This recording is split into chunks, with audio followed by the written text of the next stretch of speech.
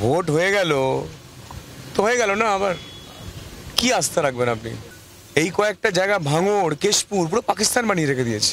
রি ইলেকশন হোক, রিপোলিং হোক। আর কেশপুরে পুনর্নির্বাচনের দাবি তুললেন বিজেপি প্রার্থী হিরণ। কেশপুর তো পাকিস্তান হয়ে গেছে, কটাক্ষ হিরণের। কমিশনের রিপোর্ট নিয়ে কি হবে খোঁচা বিজেপি প্রার্থীর।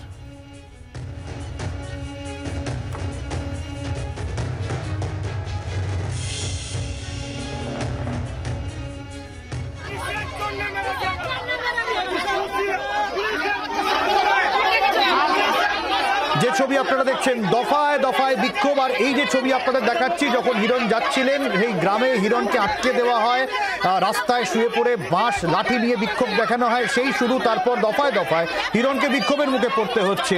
এই গোটা ঘটনা নিয়ে হিরণ কেশপুরে পুনর্নির্বাচনের দাবি জানিয়েছেন তিনি। কেশপুর পাকিস্তান হয়ে গেছে বলে কটাক্ষ হিরণের।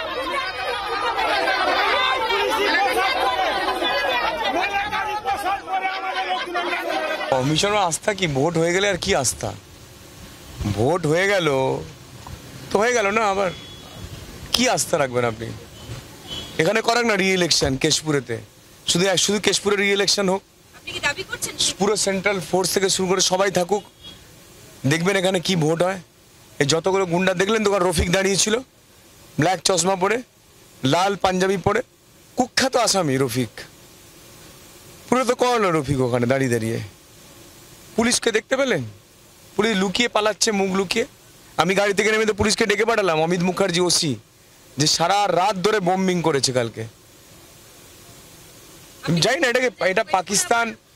মোদিজি, অমিত শাহজি, ভারতবর্ষের এত বড় বড় নেতা, তাদের দেখা উচিত, আমার মনে হয় দেখা উচিত। মানে ছাড়তে ছাড়তে ছাড়তে ছাড়তে কোন জায়গায় চলে গেছে।